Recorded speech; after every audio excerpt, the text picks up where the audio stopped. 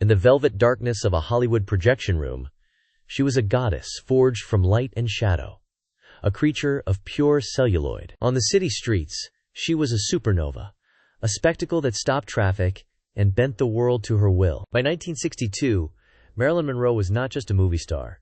She was an industry, a global brand worth an incalculable fortune, a shimmering promise of the American dream made flesh. So why, on the cold morning her body was discovered, was the most famous woman in the world on the verge of financial ruin? That is the sanitized, official story whispered for decades, that her lavish lifestyle, her generosity, and her professional insecurities had bled her accounts dry. But the official story is a lie. This is not a cautionary tale of a spendthrift starlet. This is the blueprint of a grand deception, a meticulous, years-long financial heist orchestrated in the boardrooms and back offices of the very empire she built. The truth is, Marilyn's money didn't just disappear. It was stolen. The story begins not with an ending, but with a promise of a new beginning. The year is 1955. Marilyn, tired of the gilded cage of 20th Century Fox and the dumb blonde roles that had defined her, flees to New York. It is an act of breathtaking rebellion. She is the first major star of her era to break her studio contract,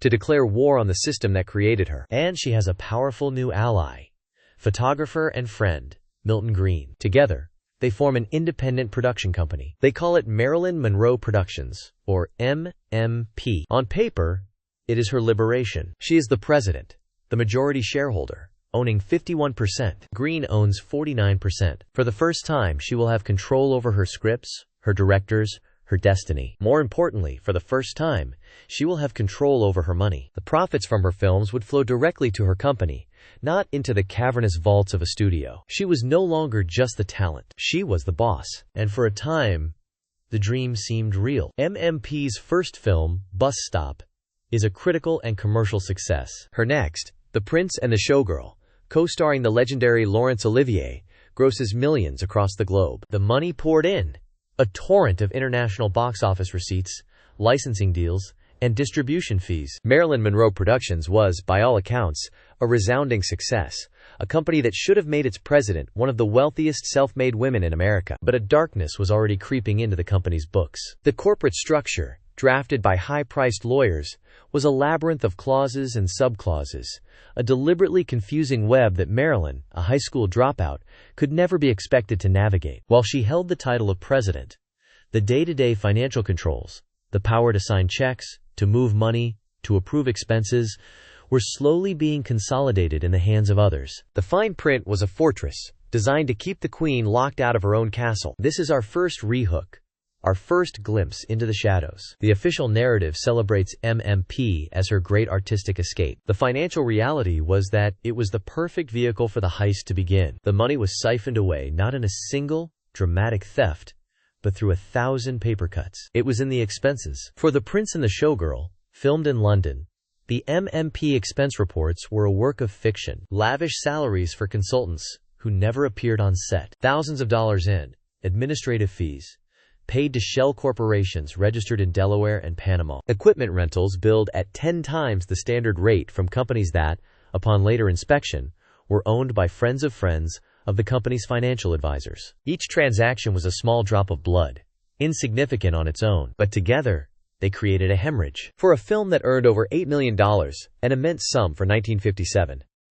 Marilyn's personal take, after the studio's cut and MMP's expenses, was a fraction of what it should have been. The profits seemed to evaporate into thin air, absorbed by the very corporate machinery that was supposed to protect her. She was the face on the poster, the name on the marquee, but in the accounting department, she was becoming a ghost footing every bill. By 1959, her relationship with Milton Green had soured. Trust had eroded, replaced by suspicion and the bitter taste of betrayal. She bought him out of his 49% share in MMP, a move that cost her a fortune and put her deeply in debt to the company that bore her own name. She was now the sole owner of a company whose finances were a mystery to her, a company whose books were controlled by men who were not her friends. Her lawyer, Aaron Frosch, her new business manager, men who assured her everything was in order, that her money was safe, that she just needed to focus on being a star. And the spending continued, often without her knowledge or explicit consent. Checks for thousands of dollars were written from MMP's accounts for publicity, agent fees, and professional services. There were retainers paid to individuals she had never met, gifts, and travel expenses for people on the periphery of her life. An entire shadow economy was being funded by her talent. A parasitic ecosystem thriving just beneath the surface of her fame. Her signature was on the documents, but the hand guiding the pen was not always her own. This brings us to the second rehook. The paper trail doesn't just show inflated expenses.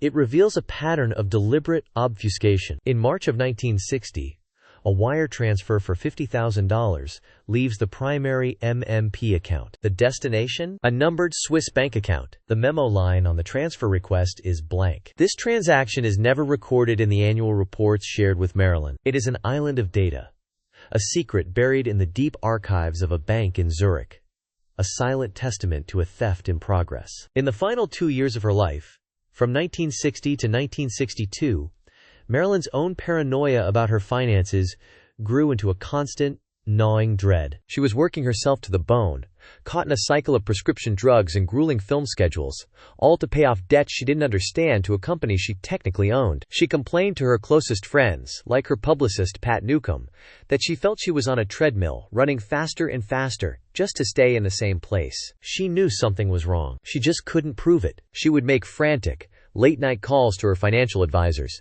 demanding to see the books, to get a clear accounting of her earnings. She was always met with soothing reassurances, paternalistic dismissals. They told her she was a brilliant artist, that she shouldn't worry her pretty little head with numbers and figures. They were the experts. She should trust them. But the trust was gone, replaced by a cold fear that she was being systematically drained. She was right. The evidence lies in the checks. Not the big ones, but the small, constant, almost daily withdrawals. Her last business manager, Inez Melson, was given power of attorney to manage Marilyn's day-to-day expenses. A review of the bank statements from Marilyn's personal checking account in her final year reveals a staggering outflow of cash. Hundreds of checks, written to cash for amounts like $500, $1,000, sometimes multiple times a week. The memos were always vague.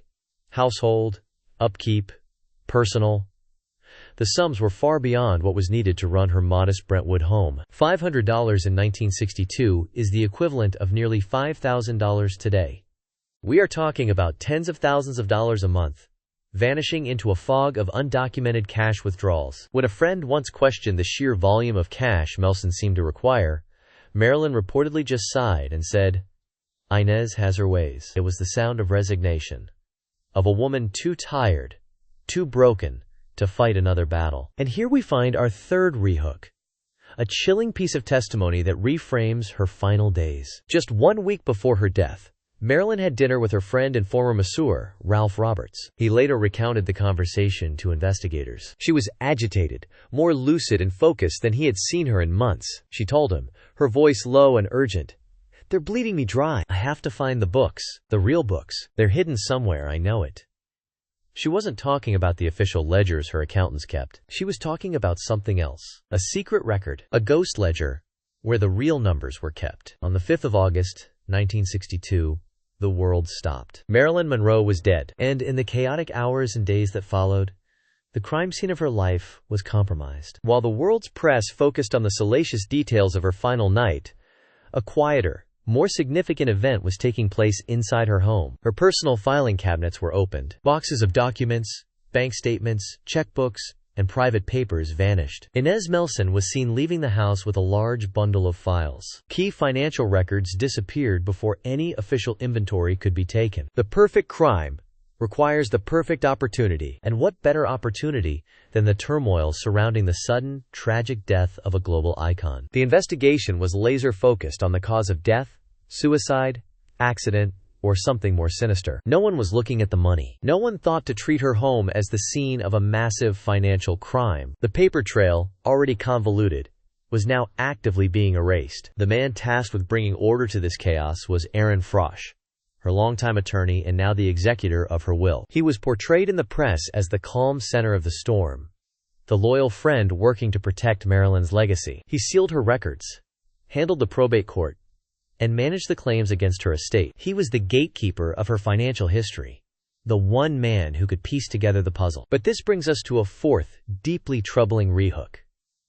A staggering conflict of interest. Frosch's law firm, while representing Marilyn, also held contracts with other key players in her financial life. They represented agents, producers, and even had connections to the studios she had fought so hard against. Frosch was in the impossible position of serving as the executor for Marilyn's estate, while simultaneously having professional obligations to the very people and entities who may have been financially exploiting her. He was meant to be the detective, but he was also the lawyer for half the suspects. The probate court records tell a story of their own. The claims against her estate poured in. Some were legitimate unpaid bills from department stores, doctors, and staff, but others were deeply suspicious. Old associates claiming massive, undocumented loans. Consultants demanding exorbitant fees for services never rendered. Many of these claims, lacking robust proof, were approved by Frosch with surprising speed. The estate, already smaller than it should have been, was being picked clean by vultures. A final, posthumous feeding frenzy. The estate was bleeding from 1,000 new wounds, all while the old ones festered beneath the surface. For years, the story of Marilyn Monroe Productions and its missing millions was buried in sealed legal archives and the fading memories of those involved. But decades later, a researcher poring over audited corporate tax filings from the 1960s stumbled upon a bombshell hidden in a dense footnote on page 42 of a forgotten report. It was our fifth rehook, the first official admission that something was terribly wrong. The footnote, written in dry, bureaucratic language, stated that between the fiscal years of 1959 and 1962, assets from Marilyn Monroe Productions totaling more than $1.2 million had been declared as unaccounted for, or written off as unrecoverable business losses. $1.2 million. In today's money, that's over $12 million. It was an astronomical sum, dismissed in a single sentence. It was the first concrete proof, buried in plain sight, that the company had been hollowed out from the inside. The money was gone, and the IRS had, for reasons unknown, simply allowed it to vanish. But the theft wasn't just confined to the corporate ledgers. It extended to her physical possessions. In the days after her death, friends and employees reported a parade of people walking through her home, taking what they wanted: a favorite coat, a piece of jewelry, a painting off the wall. There was no security, no official oversight. Her life was being dismantled, souvenir by souvenir. The value of these missing items alone would have been in the hundreds of thousands of dollars. They were simply gone. All of this, the missing files, the conflicts of interest, the buried financial reports, points to a conspiracy of silence, a concerted effort to ensure the true state of Marilyn Monroe's finances would never come to light. But they all overlooked one small, simple object, an object that Marilyn herself believed was the key to everything, a key to a safe deposit box. She had mentioned it to only one person, her close friend, the photographer George Barris. In June of 1962, just weeks before she died, she told him she kept a box at a branch of City National Bank. She said it didn't contain jewels or cash. It contained, in her words, the only real proof: a diary and a small, red, leather-bound book. A ledger. The ghost ledger. She told him where she hid the key, sewn into the lining of a winter coat in the back of her closet. After her death, the estate, led by Aaron Frosch, eventually located the box. The official records state that Frosch and a representative from the California State Controller's Office were present when the bank drilled the lock in late 1962. The official inventory of the box was shockingly mundane. A few trivial legal papers, a copy of her mother's marriage certificate, a handful of letters. There was no diary, and there was no red ledger. The story, it seemed, was another dead end. But it wasn't. 50 years later, a retired bank employee, a man who had been a young teller at that very branch in 1962, was tracked down by an investigative journalist. He was an old man, his memory clouded by time, but one event remained sharp: a secret he had been told to keep for half a century. He remembered the safe deposit box, and he remembered it being opened, but he claimed the official story was a fabrication. He swore on his life that the box had been opened weeks before the officially recorded date. He said a man, not Aaron Frosch, but another well-dressed lawyer from her firm, had arrived with a court order. The teller was there when they opened the box, and he saw what was inside. He saw a small stack of letters, and he saw a thin, red, leather-bound ledger. The man took the ledger, placed it in his briefcase, and told the young teller, in no uncertain terms, that this visit never happened, and he was to forget everything he had just seen. When asked if he remembered the man's name, the old teller paused. He then looked directly at the journalist's camera, and he spoke a name that would change the entire investigation: Milton Rudin.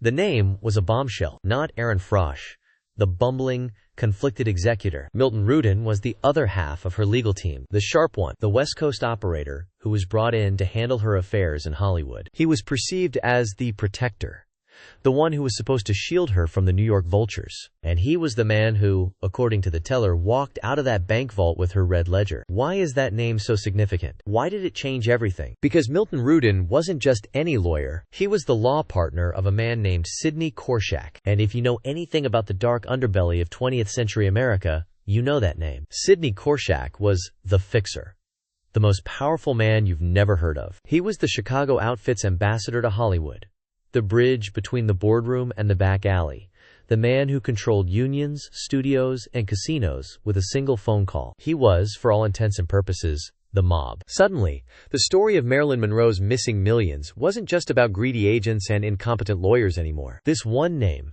Milton Rudin, dragged the entire mystery into a much deeper, much darker world. A world of organized crime. But why? What could the mob possibly want with a movie star's small production company? The answer, as it turns out, is the same thing they always want: a laundry. In the 1950s and 60s, Hollywood was a prime target for money laundering. Cash from gambling, extortion, and narcotics could be funneled into the inflated budgets of movie productions. It could be disguised as investments, loans, or production costs, and on the other side, it would come out clean as legitimate studio revenue. Marilyn Monroe Productions, with its star-powered name and convoluted bookkeeping, was the perfect vehicle. It was a boutique operation, small enough to be controlled, but big enough to move serious cash without raising too many red flags. And Marilyn, distracted by her personal demons and trusting the men in suits around her, would have never seen a thing. It was the perfect crime, until perhaps she started to see. This theory suggests that the red ledger wasn't just a record of her own income and expenses. What if it was a record of everything? What if,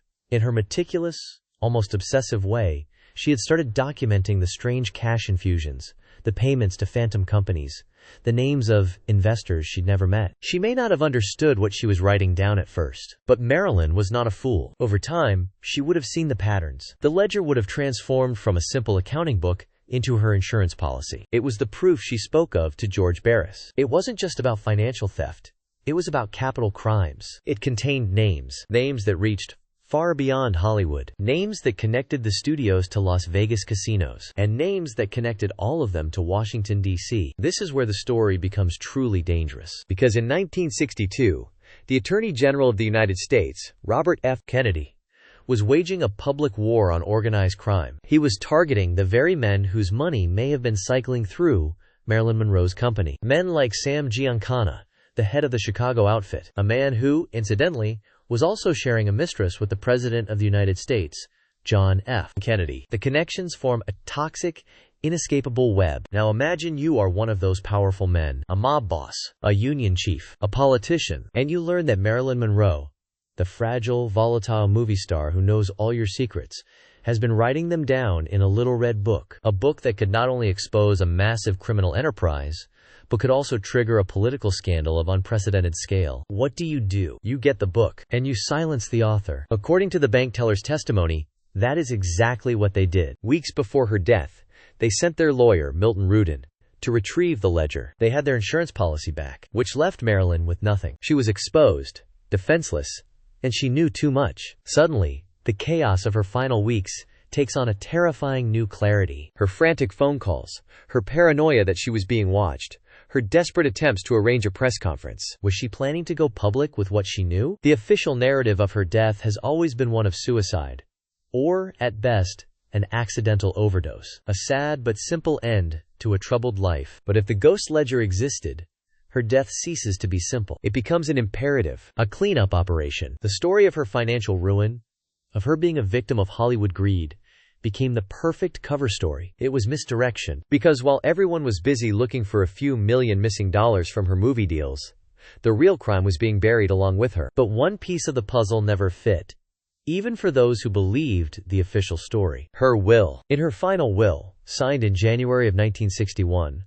Marilyn left the bulk of her estate not to a family member or a friend, but to her acting coach, Lee Strasberg. This has always been presented as a touching tribute to the man she saw as a father figure. But what if it wasn't a tribute? What if it was a trap? Think about it. If you suspect your lawyers and business managers are robbing you blind, Who do you leave in charge of investigating them after you're gone? You don't leave it to them. You leave your estate to an outsider. Someone you trust implicitly. Someone you believe has the integrity to ask the hard questions and expose the truth. Lee Strasberg. Marilyn believed Strasberg would be her posthumous champion, her avenger. She believed he would tear apart the fraudulent bookkeeping and expose the men who had exploited her. But he didn't. In fact, he did the exact opposite. After Marilyn's death, Lee Strasberg and his wife Paula, who had been Marilyn's on-set acting coach, took control. And one of their very first actions was to fire the person who was closest to Marilyn in her final years. Her housekeeper, Eunice Murray. Murray was the one who discovered Marilyn's body. She was a key witness, yet the Strasbergs had her dismissed and discredited almost immediately. Why? Eunice Murray was fiercely loyal to Marilyn. She saw everything. She saw the powerful men who came and went from the house at all hours. She saw the paranoia and fear in Marilyn's eyes. She was a loose end, and the new masters of the estate wanted all loose ends tied up. But their most telling action involved Marilyn's personal belongings. Not the jewelry or the furs, but her words. Her thoughts. Marilyn left behind 2 filing cabinets filled with her personal letters, poems, and diaries. A lifetime of private writings. This was the intimate record of her life, containing her fears, her secrets, her observations. It was, in its own way, as dangerous as the Red Ledger. The Strasbergs seized these cabinets, and for decades, they kept them under lock and key, refusing access to biographers, historians, and even friends. Why would the man she trusted as a father figure hide her most personal thoughts from the world? The official reason was to protect her legacy. But was he protecting Marilyn? Or was he protecting someone else? It wasn't until after Lee Strasberg's death in 1982 that the truth began to seep out. His new wife, a woman named Anna Mizrahi, who had never even met Marilyn Monroe, inherited the entire estate. And she saw it not as a legacy to be protected, but as a gold mine to be exploited. Anna Mizrahi began to liquidate Marilyn's life, piece by piece. In 1999, Christie's held a landmark auction. The world watched as her dresses, her makeup, her library of books were sold to the highest bidder. And amongst the glamour and the spectacle, the contents of those 2 gray filing cabinets were finally brought into the light. And what they contained was dynamite. There was no Red Ledger. That was likely destroyed long ago. But there were hundreds of pages of her private thoughts. Letters detailing her frustration with her business managers. Diary entries describing late-night meetings with powerful, unnamed men. Scrawled notes that read like a paranoid thriller,